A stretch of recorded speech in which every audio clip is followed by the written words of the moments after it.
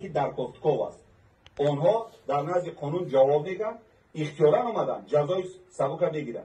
آنهایی که امروز در بری محمد باقر در کفتکو جوانان را رهگمی در برده ایستادن، همینا هم که بیا اختیارانشون سپرد، ما سبکی قانون نسبتشون تطبیق میکنیم.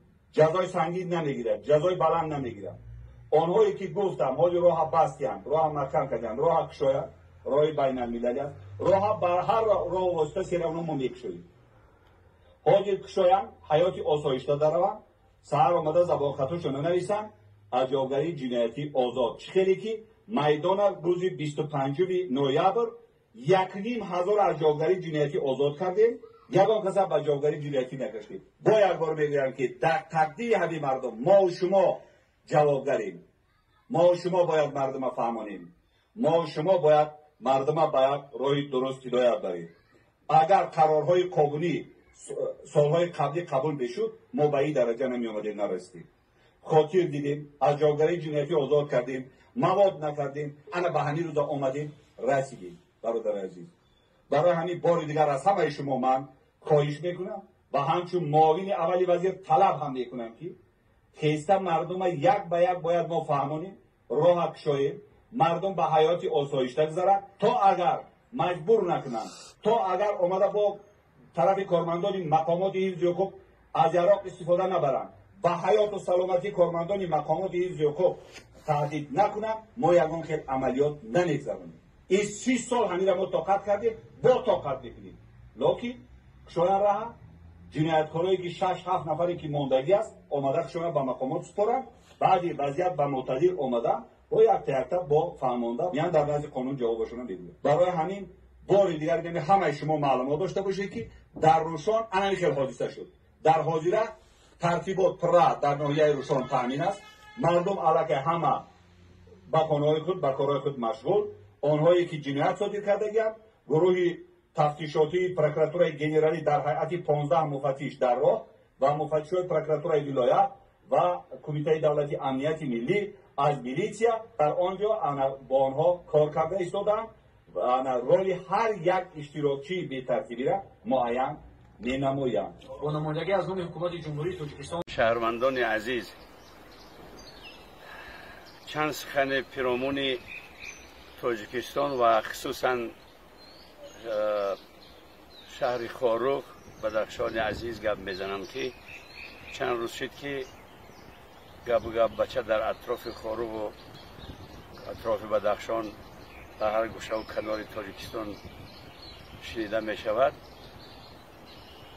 مردم شریف بدخشان شما در صلح صلاح و تنجی امانی تاجیکستان حصه‌گزار هستند و شما مردم بزرگ و دانشمند با عقل با فراست هستند و چند جنایتکاری که در خاروخ یا که در اطراف و گوشه و کنار بدخشان پیدا شده است، آنها را به دست قانون بسپرید و یاردم کنید و دستگیری کنید تا اینکه آنها را قانون جزای عملهایشان را بدهد. و علیم شیرزمان و کبیری و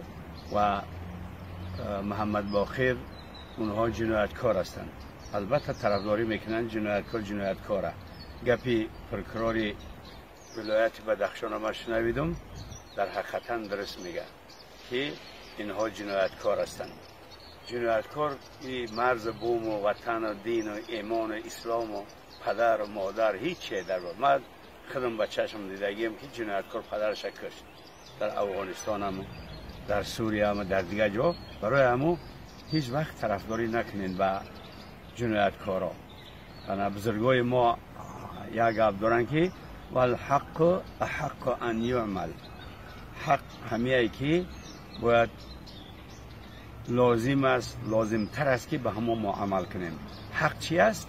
جنایتکارا فرزند هم باشه طرفداریش نکن، تیستر به دست قانون بسپارش تا اینکه تمام مردم خصوصا مردمی همو شریفی بدخشان از دست ظلم و ظالمی او جنایتکارا خلاص شوند. چندین انسان ها حبس شدن، چندین انسان ها کشته شدن، چندین انسان ها عذاب کشیده ایستادن، چندین انسان ها بیقرارن، خواب ندارن از دست همین جنایتکارا. برای ما از شما خواهش میکنم که همه شما مردمی با سواد و با فرهنگ و عالم و دانشمند هستین، باید که این سخنهای ما را بی‌غرضانه خالصانه گوش کنید.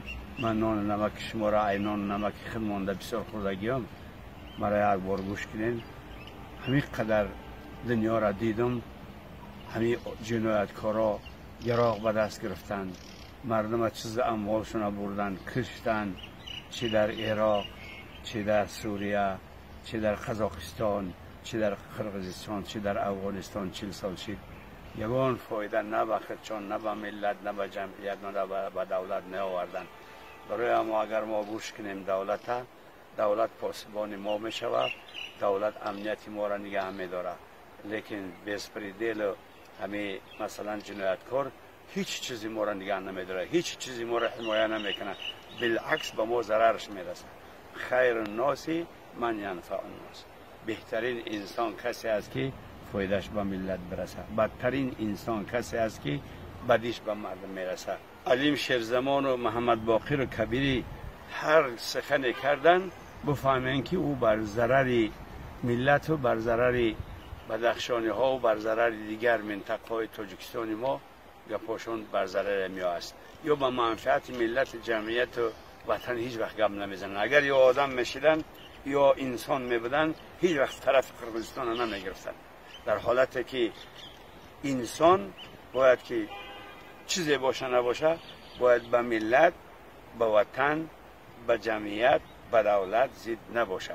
میلش به فرد، به یگان شخص غزنه داری، کینه داری، یک گپ داری بگو، لیکن وطن، ملت، جمعیت، دولت هیچ وقت یک شخص نیستی، ای جمعیت. برای همین شما حق در همون ببینین که ضد کبیری، ضد علیم شیرزمان، ضد محمد باقر باشه. اینها هیچ وقت با منفعت کار نکردن، نمیکنن. با خبر باشین، همین قانون سخت بگیرین، انشاءالله قانون محافظتگری ما و شما میشود. همه دولت همین خیلی. و آخر دعوانا ان الحمد لله رب العالمین. Друзья, когда میگوید کو کشکادتون کدوم بود؟ اولی باید. وقتی زورا و نولا میکنه پیشوای ملت در سر میز مذاکره میشینن، دست دراز میکنه به طرف استاد نوری که بیا دست بتیم که این مردانگی از فارسا و ای تاجیکا است که گناه های گذشته رو دستش دراز نمیکنه. استاد ربانی میآید و همین خدمت قبلتش شد. نو استاد ربانی نمیشید، دستش دراز نمیکنه، من ملت تباه شود. برای همین وقتی که ما در یگان جا گپ بزنم که همین وحدت پیشوی ملت کن، بسیاری آدم ها تلفن قد گپ بزنن، اختلاف است. باور میکنین سوگند به خدا که اگر امام علی رحمان نمیرفت همیجا وقتی پیشوی ملت میفروید احمد شوی مسئول میگه